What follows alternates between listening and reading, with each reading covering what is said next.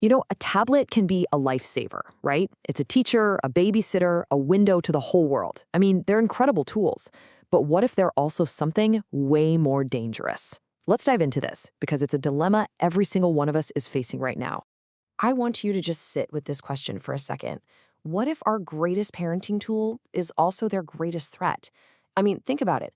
That same device that can stop a tantrum in its tracks, could it be setting off this silent alarm inside a child's developing mind? That's the core tension we're going to unpack, and it's based on some really compelling and honestly pretty alarming source material. So, before we even get to the threat, we've got to understand what's really at stake. What does a healthy, resilient kid actually need at their core? Well, it all starts with building this solid foundation of safety and trust. Okay, so there's this concept in psychology called secure attachment. It sounds kind of academic, but it's actually super simple and profound. It's just that deep down feeling a kid has that says no matter what happens, I'm safe, I'm loved, somebody's got my back. That feeling, that's the bedrock. It's the launch pad for everything else, their confidence, their curiosity, their courage to just go out and face the world. And this is where the story takes a really sharp, kind of scary turn. Because that essential foundation of safety and human connection, it's facing a new, powerful, and, ever-present threat.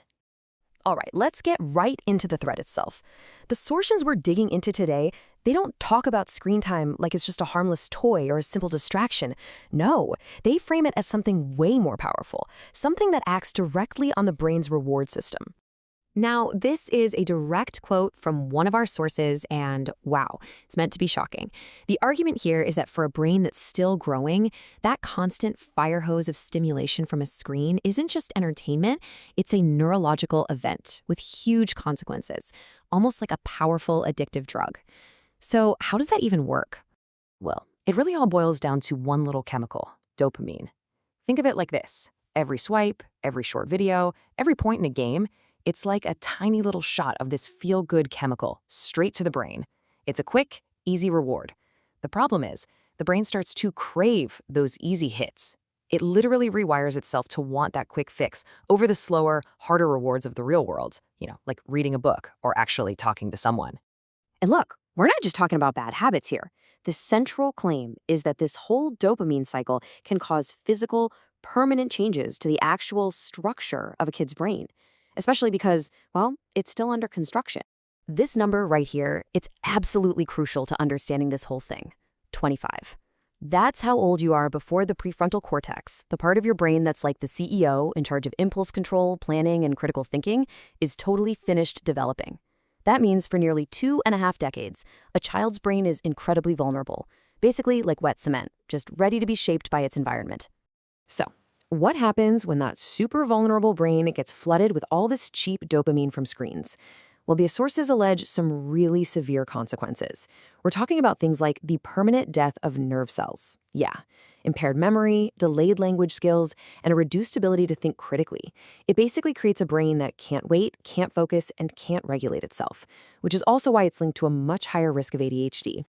And just when you thought that was enough, there's a whole new layer to this: AI. See, AI is designed to make life easier by, thinking and remembering stuff for us.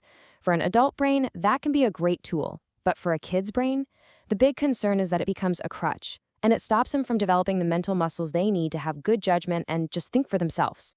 Okay, so that's the brain science. Pretty heavy stuff. But what does all of this actually look like in the real world? What happens when a kid's main relationship is with a screen instead of with other people? And what's really fascinating and kind of disturbing is how this whole problem seems to show up differently for boys and girls. The sources suggest that boys often get pulled into gaming, which can fuel aggression and these really violent outbursts. Girls, on the other hand, tend to get drawn into social media, which can spiral into some severe self-esteem problems, body image obsession, and this constant, desperate need for validation from strangers. But here's the thing. Both paths make them incredibly vulnerable to predators. And it can get so much worse. We're talking about the absolute worst case scenarios now. And listen, these are not made-up stories. These are real-world case studies from the sources. We're talking about kids destroying the house in a fit of rage because a phone was taken away, a child threatening their own parent with a knife, teenagers getting actual bed sores, because they literally won't get up from a video game for days. It can get to the point where the screen is their only lifeline, and just the thought of losing it can trigger suicidal thoughts. Okay, I know after hearing all of that, it's really easy to feel just completely hopeless. But here's the good news. The sources are really clear on this. The problem might be digital, but the solution is deeply, deeply human. It's not about finding a better app or some new filter. It's about rebuilding real, honest-to-goodness human connection. So how do we actually do that? Well, here's one super powerful but really simple tool. It's called the iMessage. It's all about communicating in a way that doesn't feel like an attack. So step 1, you start with how you feel. I feel worried. Step 2, you just describe the behavior, no judgment. When you spend all night on the screen. And step 3, explain the impact it has on you. Because I really care about your health and I miss our time together. And this is what makes it so brilliant, right? A you message, like, you are always on your phone.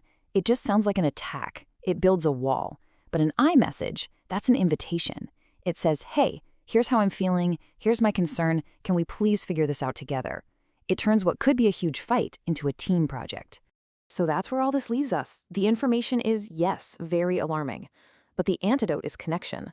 The sources make it clear that real change doesn't have to start with throwing every device in the house out the window. It can start with just one small, intentional conversation. So my question for you is, using what we just talked about, what's one iMessage you could share with someone you care about today?